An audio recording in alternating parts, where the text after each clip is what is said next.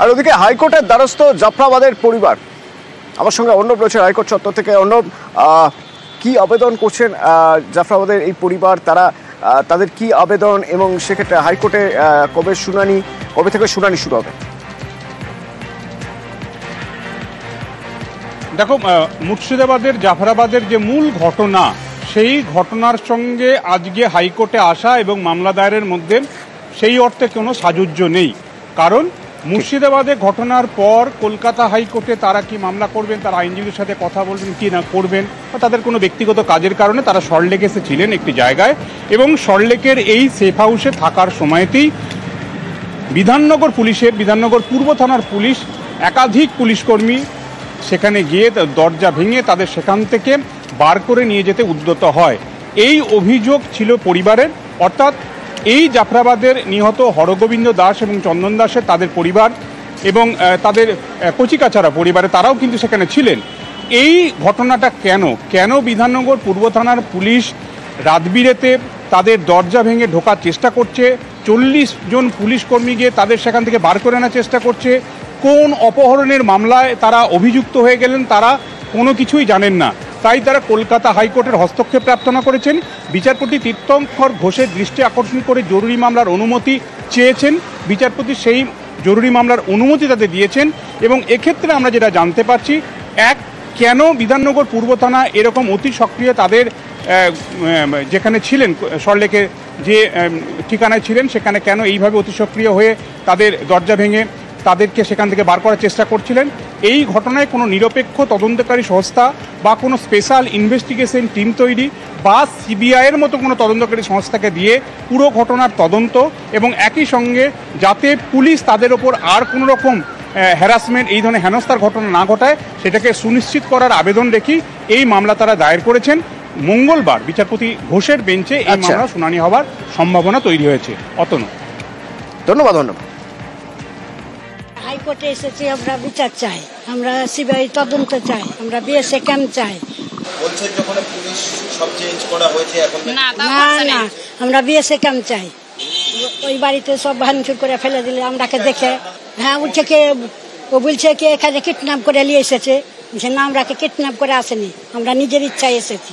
লিয়ে যেতে এসেছিল, না হলে ও ভাঙচুর করে ফেলবে কেন, জোর করে মনে হয় লিয়ে এই তো তুলে। এখন তো ভয় এদের কাছে আছে, এখন তো ভয় নেই। কই তদন্ত করছে? তদন্ত তো করে না। আর এর আগে মুর্শিদাবাদ থেকে ঘুরে এসে রাজ্যপাল কি রিপোর্ট দিলেন? রাজ্যপাল রিপোর্ট দিলেন মুর্শিদাবাদের পরিস্থিতি খারাপের দিকে গেলে সুপারিশ করলেন যে রাষ্ট্রপতির দায়িত্ব নিয়ে রাষ্ট্রপতি শাসন।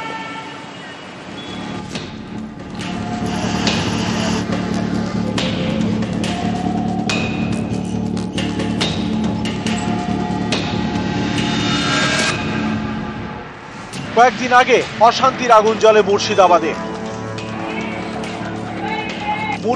অশান্তির ঘটনা নিয়ে স্বরাষ্ট্র মন্ত্রককে রিপোর্ট দিলেন রাজ্যপাল সিবি আনন্দ বোস।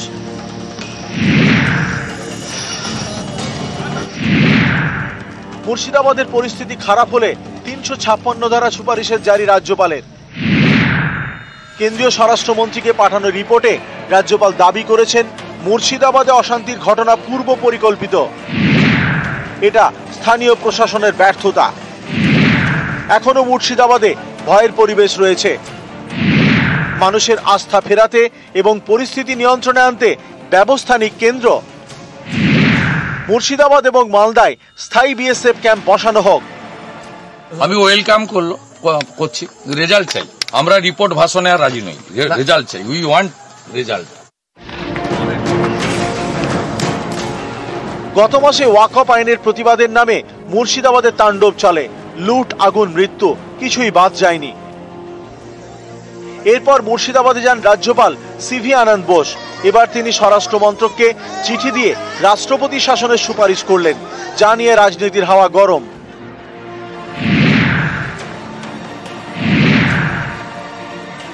রাজ্যপাল যে রিপোর্ট দিয়েছেন তিনি তার পলিটিক্যাল অ্যাসাইনমেন্ট জনিত কারণে রিপোর্টটা দিয়েছেন। সীমান্তবর্তী এলাকায় সীমান্ত রাখার দায়িত্ব তাদের স্বরাষ্ট্র মন্ত্রকের বিএসএফ এ, যেটা দেখেন অমিত শাহ, রাজ্যপালের সুপারিশে থাকা উচিত ছিল যে বিএসএফ কে, যারা নিজেদের দায়িত্ব সীমান্ত রেখা থেকে 15 কিলোমিটারের বদলে 50 কিলোমিটার করে নিয়েছে, তাদের সঠিক দায়িত্ব পালন করতে হবে।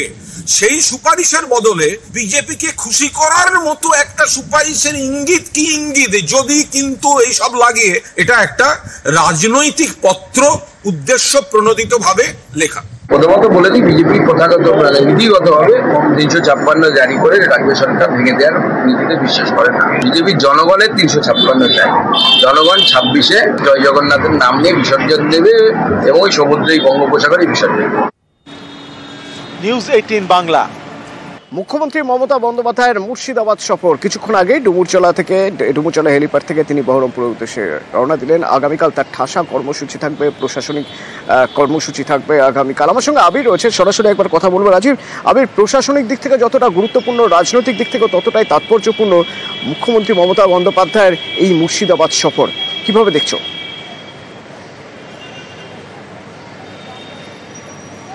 প্রথমত হচ্ছে বিধানসভা নির্বাচনের আগে মুর্শিদাবাদের যে গোটা ঘটনা, সেই ঘটনাকে ঘিরে বিরোধীরা, বিশেষ করে বিজেপি শিবিরের তরফ থেকে যেভাবে শাসক দলকে আক্রমণ করে প্রচার করা হচ্ছে, সেক্ষেত্রে দাঁড়িয়ে মুখ্যমন্ত্রীর এই সফরের ক্ষেত্রে দাঁড়িয়ে প্রশাসনিক তৎপরতার পাশাপাশি যে রাজনৈতিক যে বিষয়ের যে নজর অবশ্যই তার মধ্যে থাকছে।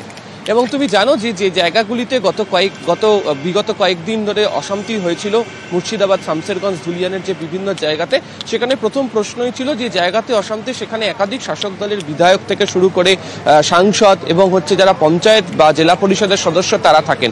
ফলে তাদের নজর এড়িয়ে কিভাবে গোটা ঘটনাগুলি ঘটে গেল।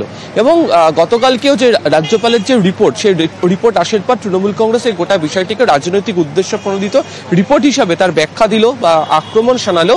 গোটা বিষয়টিকে নিয়ে চর্চা এই মুহূর্তে এই জেলার মধ্যে রয়েছে। মুখ্যমন্ত্রী মমতা বন্দ্যোপাধ্যায় কিছুক্ষণের মধ্যেই বহরমপুর এসে পৌঁছবেন। আজকে তার প্রশাসনিক আধিকারিকদের সাথে একটি বৈঠক করার কথা রয়েছে এবং আগামীকাল তিনি যাবেন শামসেরগঞ্জ, ধুলিয়ান এবং তারপর সেখান থেকে সুতিতে তার একটি প্রশাসনিক সভা করারও কথা রয়েছে।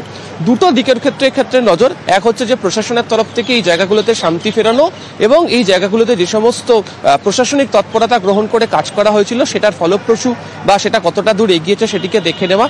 দ্বিতীয়ত হচ্ছে রাজনৈতিকভাবে যেহেতু বিভিন্ন রাজনৈতিক দল এই ঘটনাকে সামনে রেখে বারবার ধরে আক্রমণ শানাচ্ছে, সেক্ষেত্রে দাঁড়িয়ে এই তৃণমূল কংগ্রেসের যারা কর্মীরা রয়েছেন, নেতারা রয়েছেন, তারা কি ভূমিকা পালন করতে পারেন সেই দিকেও বক্তব্য তিনি রাখতে পারেন। যদিও মুর্শিদাবাদের ঘটনার প্রেক্ষিতে কার্যত বিজেপিকে চাটাশোলা ভাষায় আক্রমণ করেছিল তৃণমূল কংগ্রেস, পাল্টা আক্রমণ করেছিল বিজেপি শিবির। এলাকা দেখতে পাওয়া গিয়েছিল সুকান্ত মজুমদার, শুভেন্দু অধিকারীর মতো নেতারা তারা এখানে ঘুরে গিয়েছেন। রাজ্যপাল তিনি এখানে পরিদর্শন করে গিয়েছিলেন।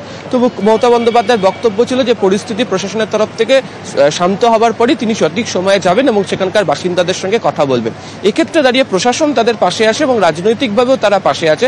তার কারণ 2021 হোক, 2024 হোক, পঞ্চায়েত হোক, সমস্ত ক্ষেত্রে এই জেলাতে তৃণমূল কংগ্রেসের ফল ভালো রয়েছে।